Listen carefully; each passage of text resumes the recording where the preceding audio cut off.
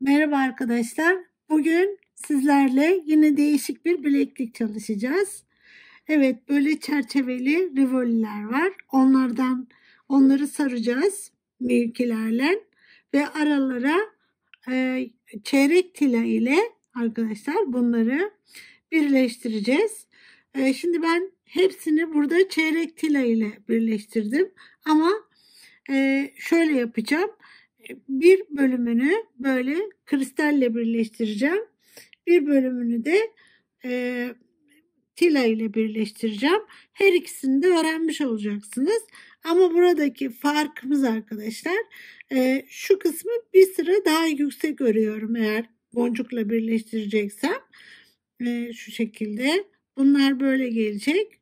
Gördüğünüz gibi 3 sıra 1, 2, 3 sıra. Eğer kristalle birleştireceksem 3 sıra kullanıyorum. Tila ile birleştireceksek şöyle yapıyorum. Bakın 2 sıra. 1, 2 sıra bu kısmını 2 sıra halinde birleştiriyorum. Şöyle bunları öğreneceğiz şimdi nasıl yaptığımı. Böyle bunlarla yani şunda olduğu gibi bunları da o şekilde birleştireceğiz. Tabii ilk başta nasıl örüyoruz onu göreceğiz. Şimdi sırasını da bozmayalım. Böyle sonra bunları tek tek beraber birleştireceğiz arkadaşlar. Öncelikle malzemelerimizi yine sayalım. Neler gerekiyor? Bir kere 7-8 tane bileğimizin ölçüsüne göre bu çerçeveli rivolilerden kullanıyoruz. Bunlar arkadaşlar delikli oluyor alt kısımları. Bunun ölçüsü 8 milim arkadaşlar. 8 milim rivoli. Ama tabii bunun dediğim gibi çerçevesi ve delikleri var. Evet ve çeyrek tila onun rengine uygun arkadaşlar. Yakın bir renk delika boncuk. Bunlar mevkinin delika boncukları 11.0 bu arkadaşlar. Ve gümüş rengi bu gümüş.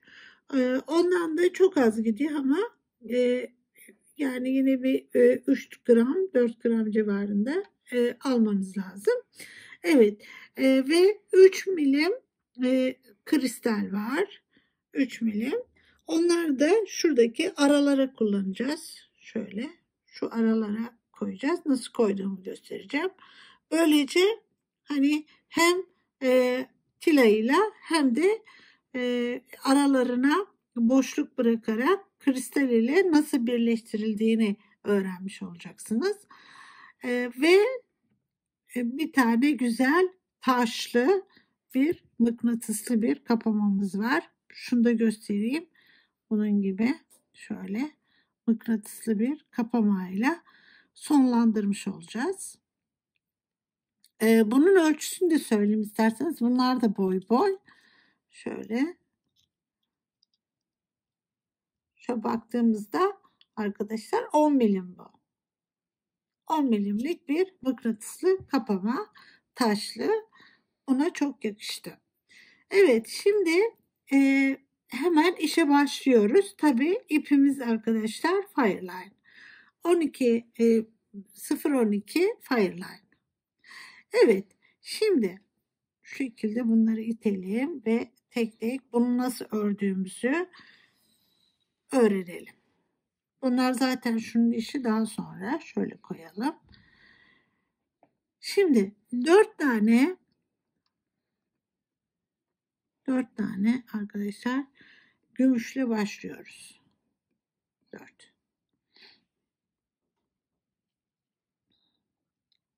Bunu şöyle geçelim. Ve hepsinden birden şöyle tersinden giriyorum. Böyle bakın elimle sardım. Bunu da getirip tekrar buradan şöyle geçiyorum.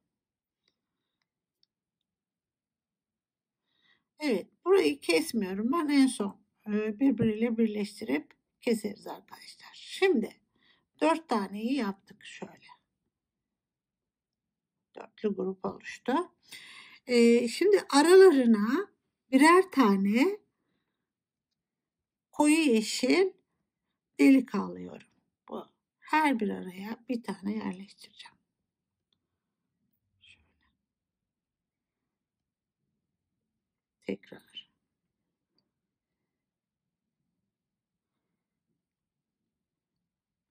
Dönüyorum. Bunları böyle yerleştirerek gidin. Havada kalmasın hiçbir şekilde boncuklar. Ve buradan şöyle ikisinden çıkıp yeşile geliyorum. Burası önemli. Buradan buraya çıkıyorum. Şu. Şimdi buradayken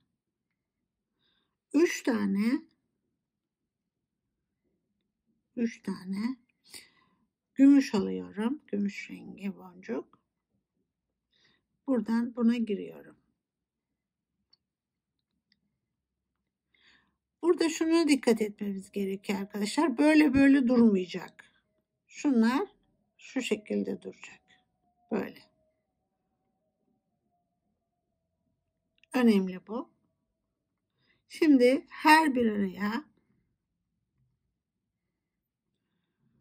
bunları 3 tane yerleştiriyorum.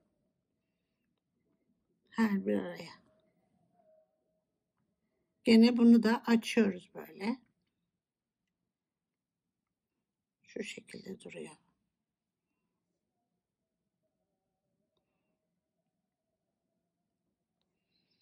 Şöyle.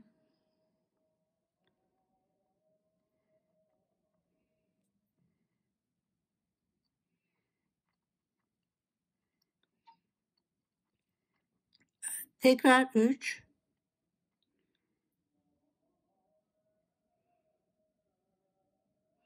Buraya giriyorum.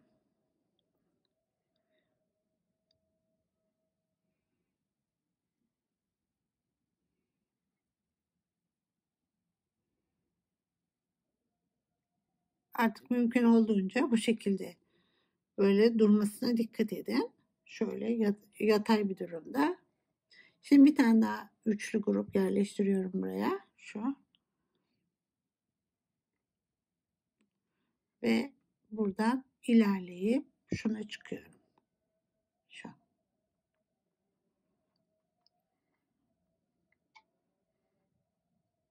Bunu da yine o pozisyona getiriyoruz.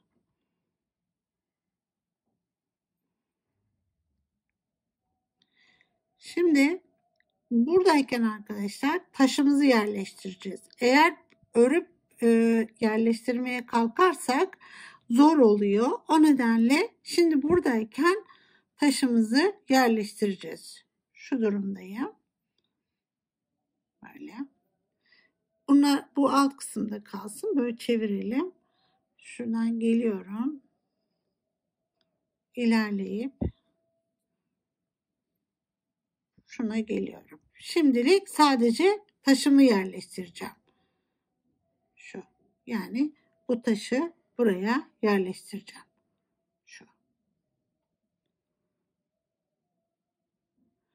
Buradan çıktığım için böyle iyi bakalım. Buradan şuna giriyorum. Karşısından çıktım. Yine şu bakın burada. Buradan buna giriyorum. Şöyle. Bunu yine geçiyorum şöyle.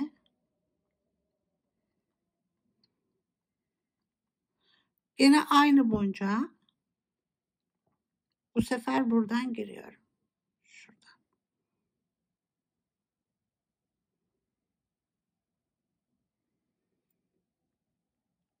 Böyle çekip yerleştiriyorum. Bu böyle. Bunu iyice yerleştirmemiz gerekiyor. Şu an yerleşmedi.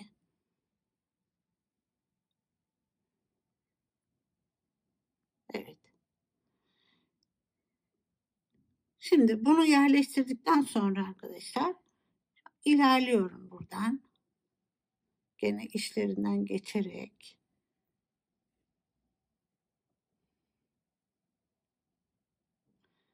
ikisinden de geçtim. Şöyle pas geçtim. Bu sefer şuna geliyorum. Buradaki yeşile. Buna geldim. Şu delikten giriyorum. Böyle. Buradan çıkmışım. Bu delikten giriyorum.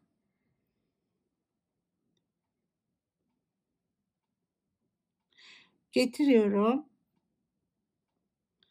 Böyle. Bunu da buradan çıkıyorum. Şöyle. Şimdi buradan geçtikten sonra yerleştiriyorum bunu. İlerliyorum tekrar içinden. Şu. Böyle geldim, yerleştirdim bunu. Tekrar yeşile giriyorum ama bu karşısından şuradan. Ve buradan girip yukarı çıkıyorum. Şu.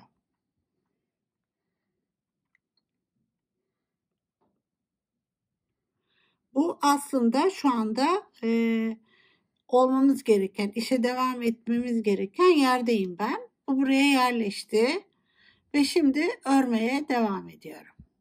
Ne yapıyorum? Buradayken 2 yapacağım arkadaşlar. 2 tane alacağım. Önemli bu.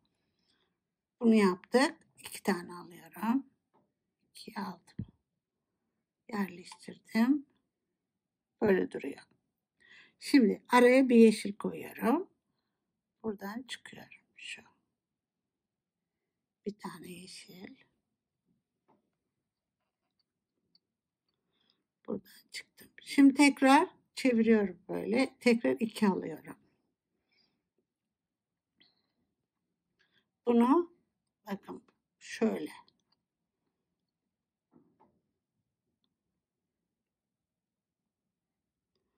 Geçiyorum. Şimdi tekrar bir yeşil. Buradan buraya çıkıyorum.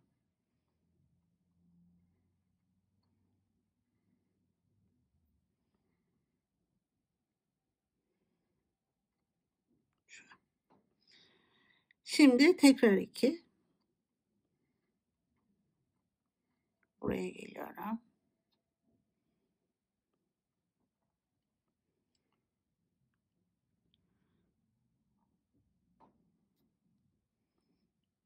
Araya 1 koyuyorum. Buradan geçiyorum şöyle.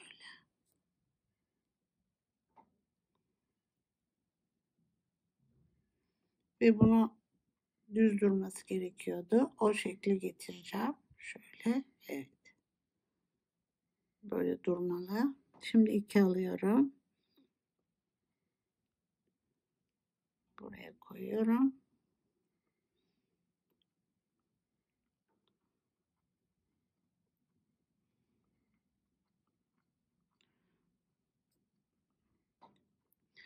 Tekrar 1 alıyorum. Ve ikisinden yukarı çıkıyorum.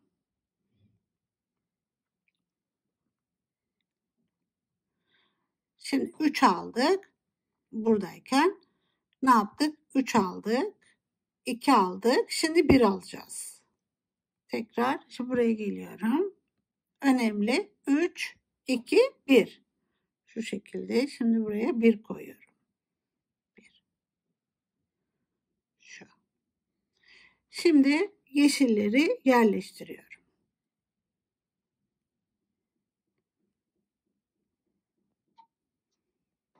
Şu. Böyle yerleştiriyorum. Tekrar 1 alıyorum.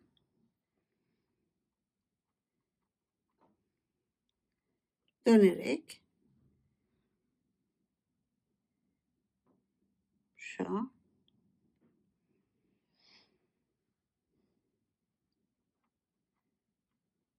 Tekrar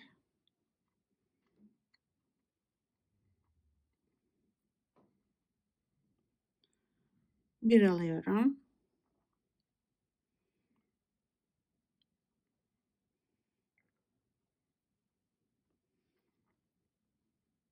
Şimdi tekrar bir alıyorum. Bunları doldurarak gidiyorum.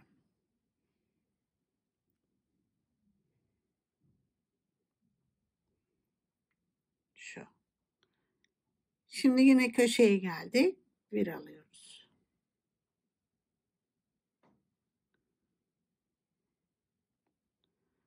Evet. Yeşillerimizi devam ediyoruz.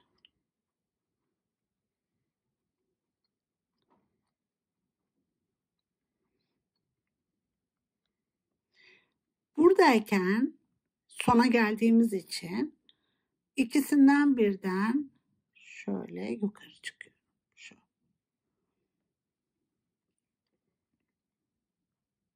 Sonları önemli biliyorsunuz.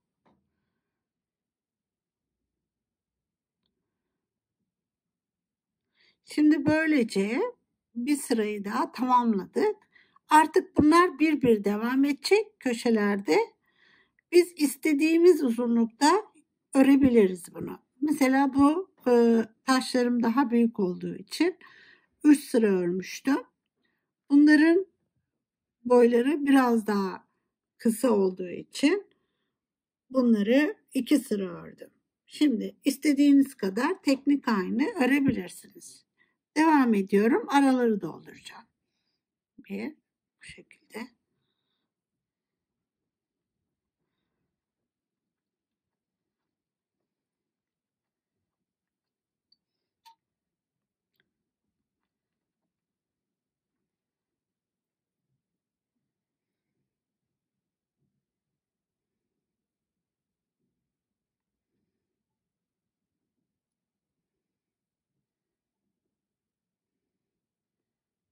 Bu arada böyle dönmeye başladı.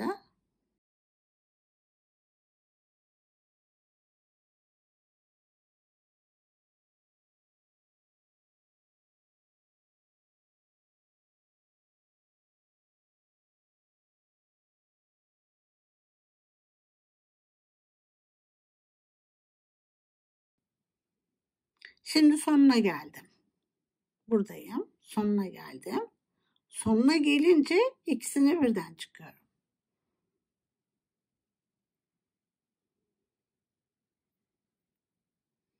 Şöyle.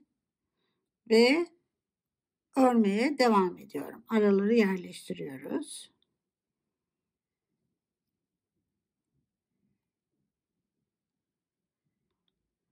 Buraya bir gümüş koyuyorum. Şu. Ve elimle böyle düzeltiyorum.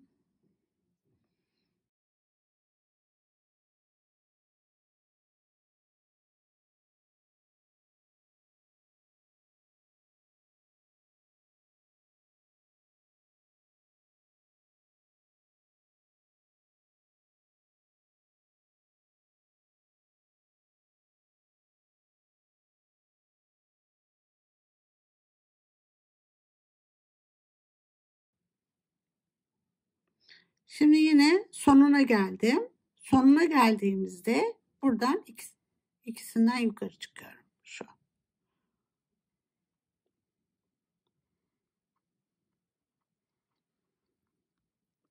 Tekrar bir sıra örüyorum.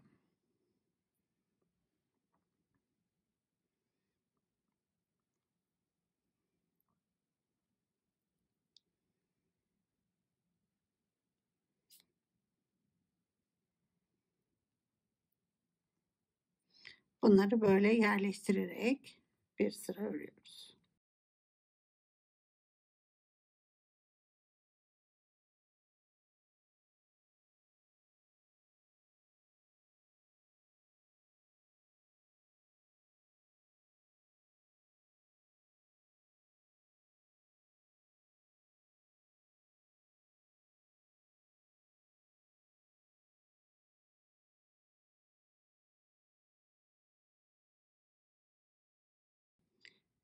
Ve bunun da sonuna geldik.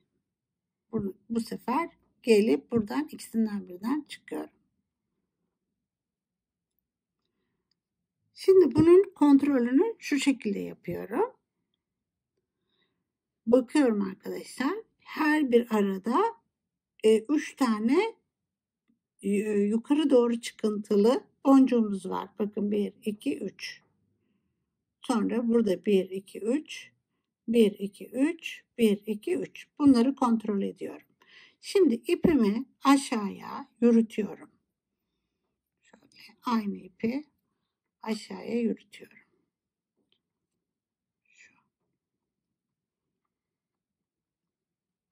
Şu şekilde. Buraya şimdi bu çıkıntıyı öreceğim. Bir tane böyle ikili öreceğiz. Bir tane de üçlü öreceğiz. Şimdi önce üçlüyü örelim. Şimdi bir tane alıyorum bundan. Bunun üstüne gelecek şekilde böyle bir tane koyuyorum. Bir tane daha alıyorum. Bunu da böyle bunun üstüne gelecek. Bir tane atlıyoruz çünkü arada. Şöyle. Şu. Bir tane daha alıyorum. Onu da buraya giriyorum.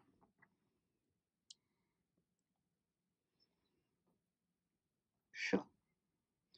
Şimdi şöyle oldu. 1, 2, 3. Bu. Bunu şu şekilde yapıyorum arkadaşlar. Gözükmesin ip diye. Buradan şöyle geçip ikisinden de geçip buraya geliyorum. Şu. Ve bir sıra arayı dolduruyorum. 1. Tekrar 1. Buna geldim. Şu. Çevirdim daha iyi göreyim diye. Şimdi buraya bir sıra daha örüyorum. 1. Şöyle.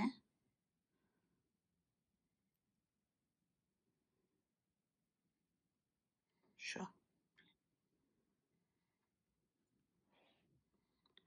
Ve burada düzensiz olduğu için ikisinden birden geçiyorum. Şöyle.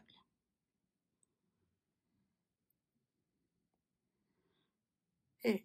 Şimdi dönüyorum. Bakın düzensiz bu. Buradan giriyorum. Şöyle. Ve ilerliyorum. Ben bu şekilde örüyorum. Hepsinden ilerledim. Şöyle. Buradan çıktım. Şöyle. Böyle komple çıktım. Şimdi bir sıra daha örüyorum. Şu 1 aldım. Tekrar bir tane daha. Şu. Şimdi arkadaşlar burası önemli. Bu arayı çukur bırakacağız. Bir tane alıyorum. Buradan giriyorum. Şöyle. Ve şöyle ilerliyorum. Bakın.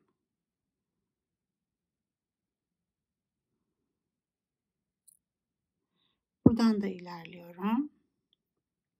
Şu. Ve buradan çıkıyorum. Şu. Şimdi bir tane alıp aşağı kadar ilerliyorum. Şu. Böyle oldu. Şimdi bunu ilerletip ipimi yok ediyorum. Şunu şöyle. Evet. Aşağı kadar ilerliyorum. Buradan çıktım. Şu. Şimdi bunu Bundan birleştireceğiz böyle. 1, 2, 3. Bu da üçlü. Şu şekilde.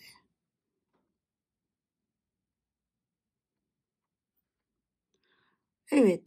Bunu tutuyorum. Buraya getirip ikilisini yapacağım.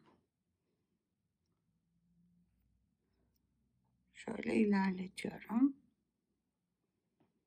Veya bu ipimle de yaparım. Bu çok az kaldı. Bunu şurada bırakacağım. Şöyle ilerleteyim. İplerimi kısa tutuyorum. Çok git gel olursa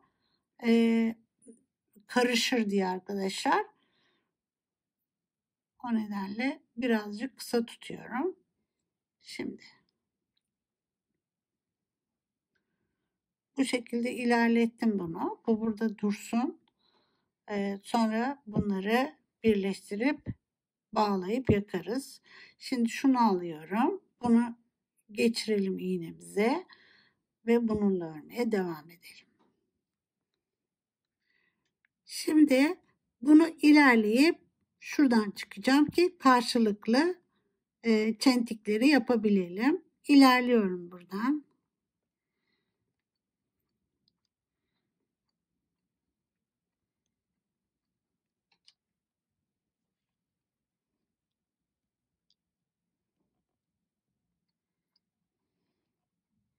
Ve buraya geldim.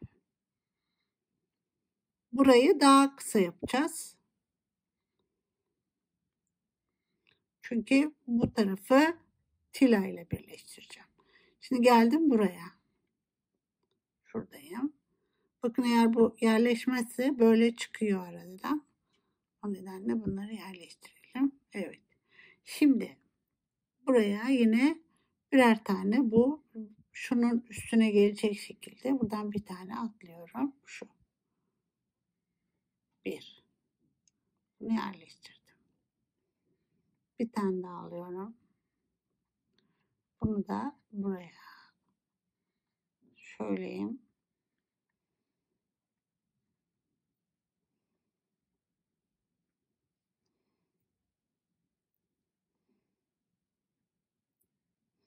Şu şekilde. Bir tane daha. Onu da tepedeki bu boncuğa şöyle yerleştiriyorum. Şu. Şimdi döneceğim. Böyle geliyorum. Şuradan geçtim. İpim gözükmesin diye böyle yapıyorum. Şuradan buna giriyorum. Ve ikisinden birden şöyle çıkıyorum. Evet. Şimdi ne yapıyorum? Öreceğim bir sıra. Zaten bu çok kısa olacak. Şu bir, iki. Şurası. Şimdi orta bölüme bir çukur yapacağız şuraya. Orayı örmeyeceğiz. Buraya geldik. Buna giriyorum. Bakın ve komple hepsinden geçiyorum. Şu. Önemli bu. Böyle geçtim. Şimdi tekrar bir tane alıyorum. Bunu da hepsinin içinden geçiyorum. Şöyle yapayım. Şu.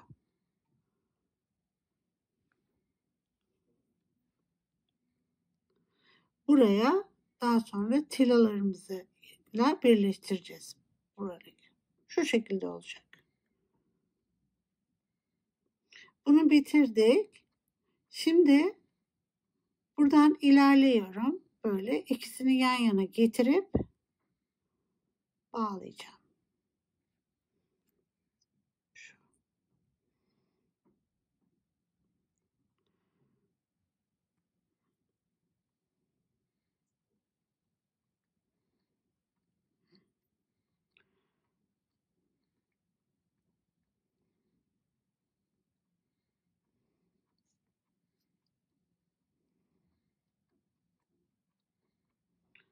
Bazılarını iplerini bıraktım arkadaşlar. Onlarla birleştireceğim. Bunun ipi kısa olduğu için burada bunu öncelikle yok ediyorum. Şimdi bunu şöyle bir bağlayayım. Tekrar bir düğüm attım. Ve bunu gene bu düğümü yok etmek için şunun arasından geçeceğim. Şöyle. Şu.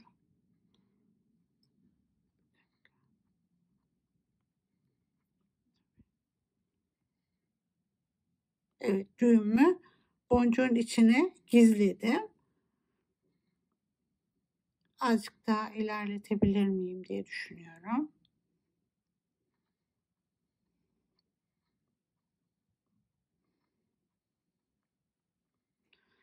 Evet, şu şekilde bir tane daha ilerleyeyim. Ve buradayken bunları kesiyorum.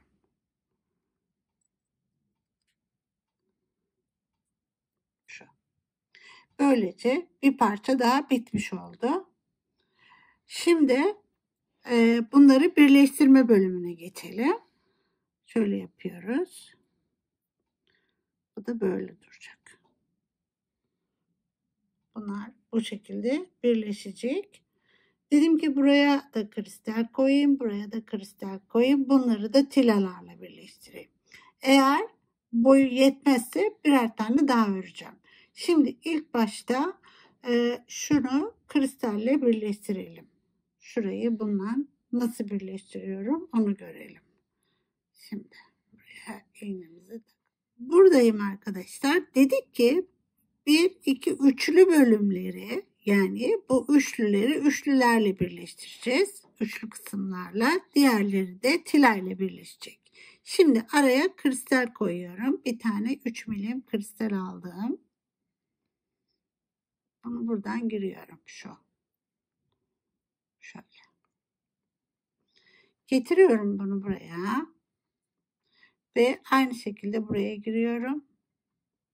Bunu alıp buraya giriyorum. Şu.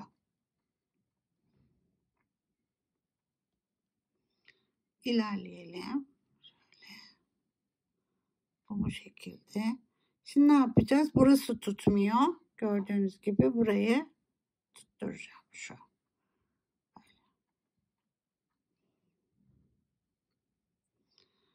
Şimdi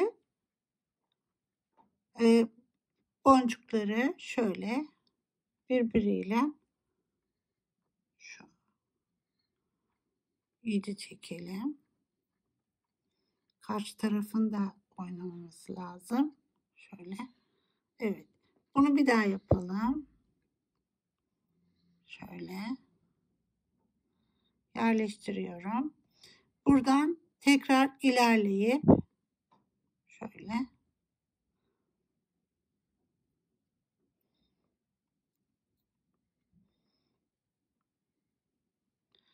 buradan da buna geçiyorum.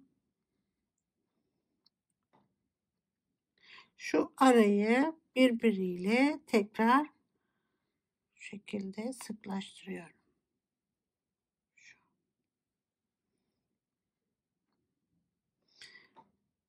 Evet. Şimdi tekrar geçiyorum buradan buraya. Şu. Şöyle. Böylece birleşmiş oldu. Bunu ipi aşağıya götüreceğim. Alt tarafta bağlayıp yakalım. Şu şekilde çevirelim bunu. Şöyle. Buradan ilerliyorum. Buradan çıkmışım. Şöyle ilerliyorum.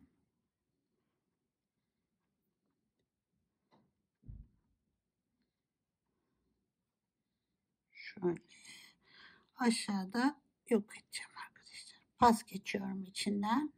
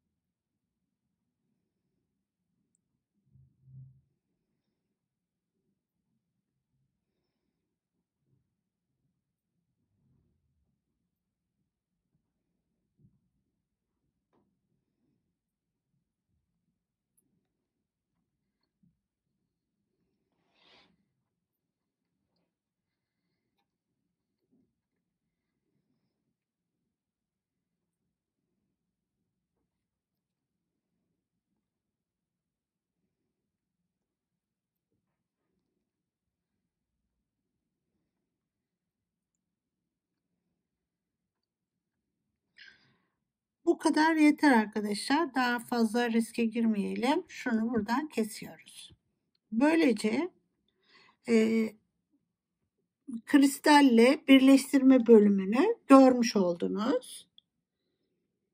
Şimdi ben burayı da kristalle birleştireyim. Sonra tila ile nasıl birleştiriyoruz onu görelim.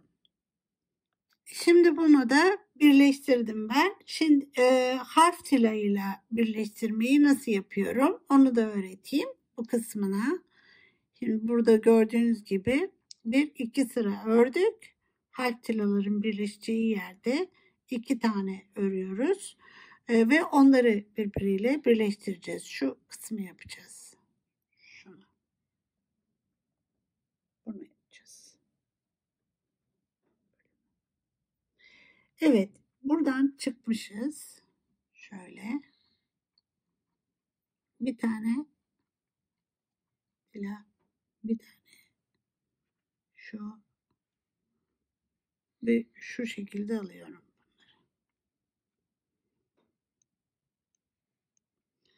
Bunları şöyle buradan giriyorum.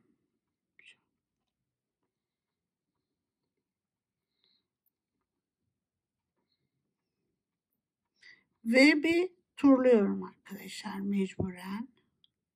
Şöyle ilerleyip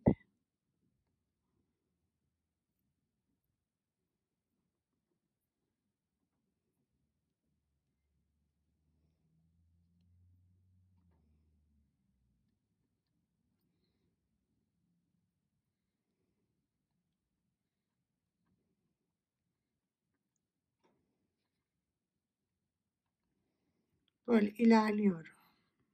Şuradan. Ve buna da giriyorum. Şu.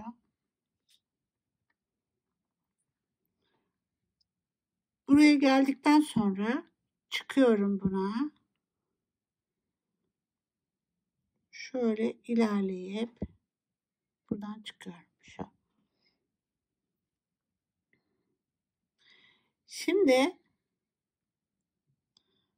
şöyle araya bir tane koyacağım. Mecbur buradan çıkıyorum. Şu. Bir tane alıyorum ve buna giriyorum. Şu. Şimdi sıkılaşması maksadıyla şöyle bir daha geliyorum.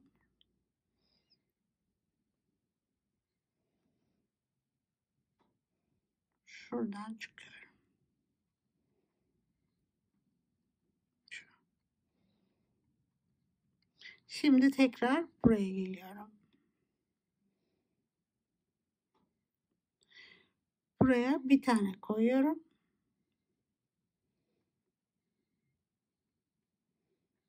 Şu an.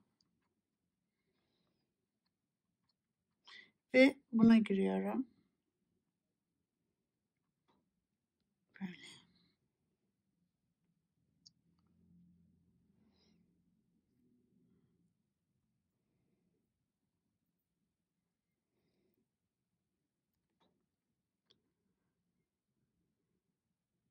Bir tane gümüş alıyorum. Bir tane bunu alıyorum.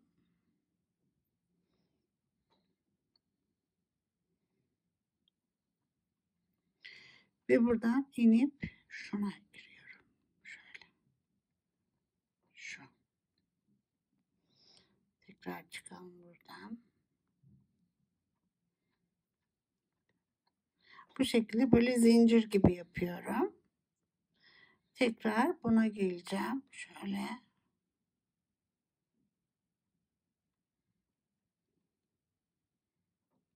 Da böyle çıkabiliriz.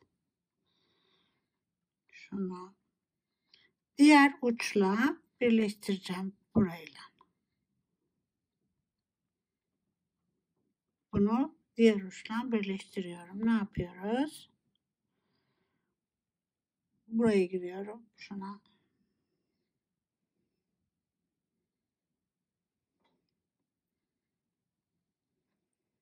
Böyle. Şimdi bunun içinden geçerek buraya geleceğim.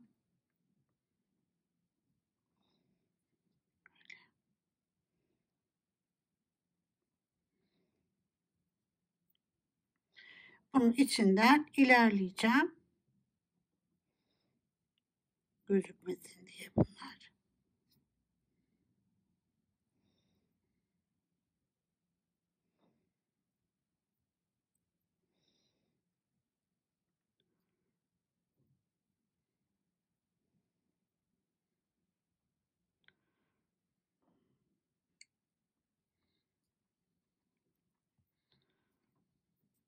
Evet, şimdi buraya çıkıyorum.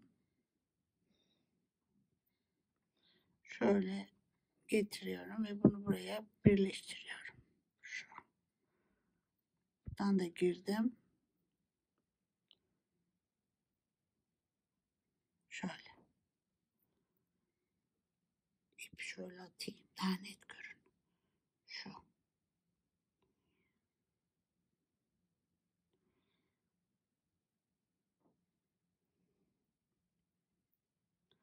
Bu şekilde şimdi çekiyorum bunu. Şu. Böylece yerleşti. Eğer bir daha turlayabilirsem iyi olur.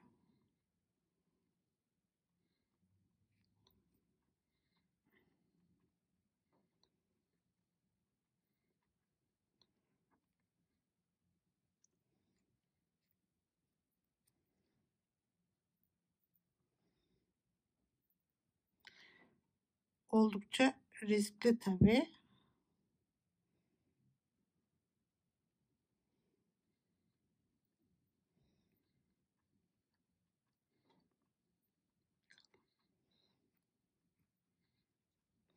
Bir bakalım nereden çıkmışız. Evet, şuradayım. Şimdi tekrar bunun içinden bir geçeceğim.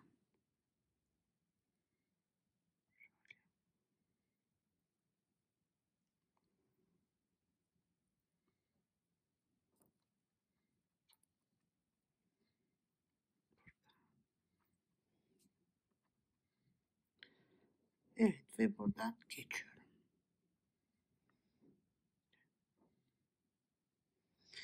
Evet, böylece bunu da birleştirdik. Şimdi gene bunu yok edeceğiz arkadaşlar. Buradan geçebilirse aşağıda bir yerde yok edeceğim. Evet.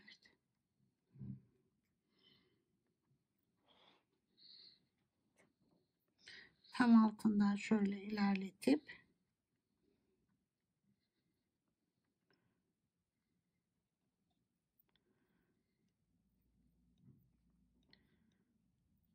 evet.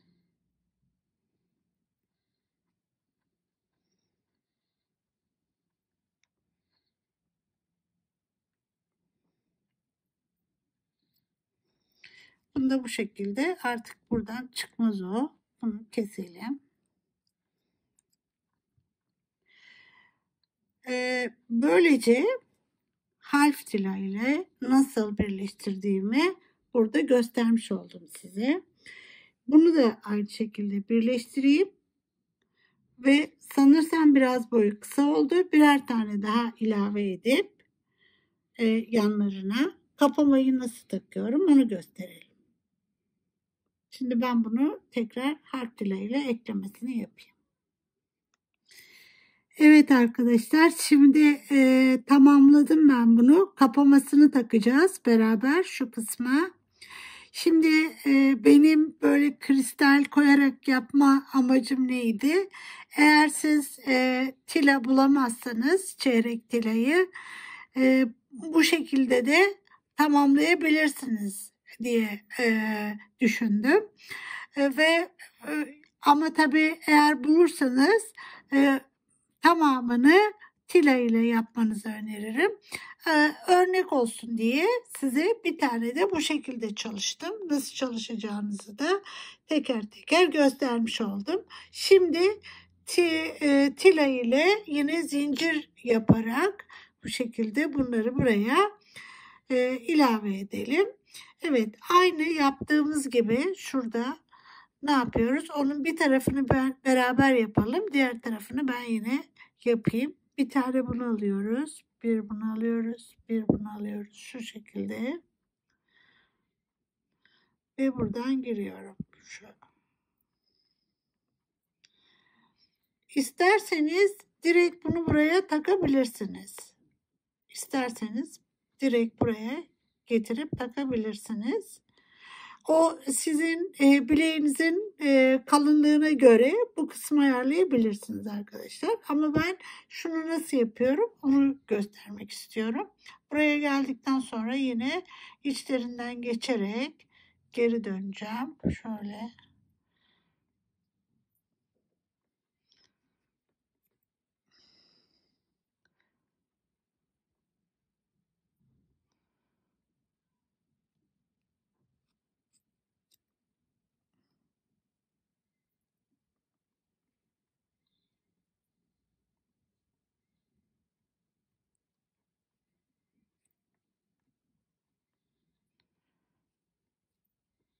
Evet, buraya geldikten sonra şuradan dönüyorum ve hepsinin içinden şöyle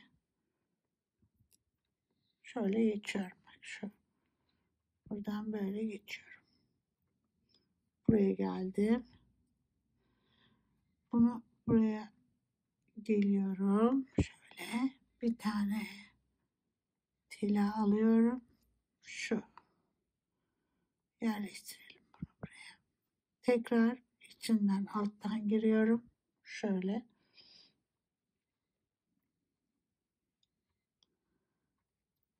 Tekrar üste çıkıyorum.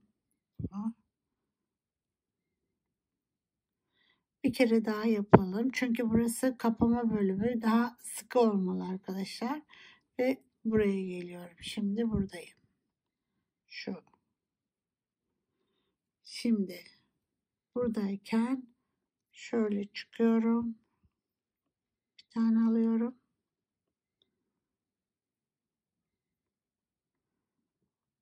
Şöyle yerleştirelim. Bunu da şuraya. Ve kapamamızdan bir tanesini alalım. Şöyle buna koyuyorum. Bunu diğer bilekliklerinizde de uygulayabilirsiniz. Biliyorsunuz birçok rengi var tilanın. Boncuklarınıza uygun alıp ona göre böyle bir zincir bölümü yapabilirsiniz. Şimdi bunu koydum buraya ve çıkıyorum. Buradan şuna çıkıyorum. Şimdi bunu arkadaşlar dönebildiğim kadar yani bir miktar böyle geçeceğim. Şöyle geçiyorum.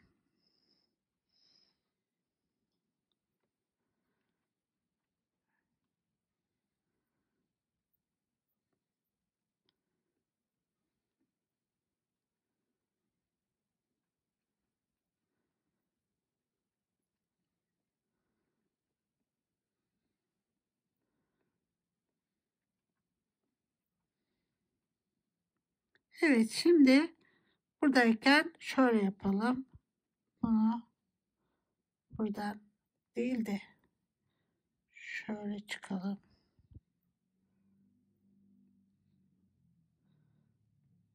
Buradan çıkalım.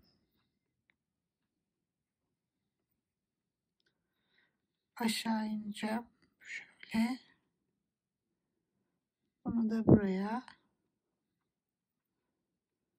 Ve tekrar buradan geçip şurada bir düğüm yapabilirim.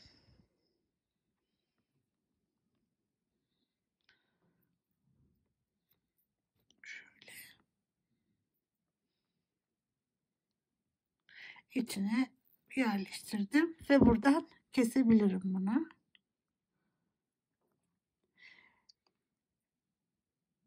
Evet. Şimdi diğer tarafı aynı bu şekilde buraya ben takayım ve bitirelim işi. Böylece bilekliğimizi tamamlamış olduk. Şimdi ölçelim bakalım arkadaşlar. Eğer tila ile yaptığımızda 2, 4, 6 tane de taş kullandığımızda boyu ne kadar oluyor? Onu ölçelim. Şu şekilde 17 santim oluyor. 17 santim. Evet.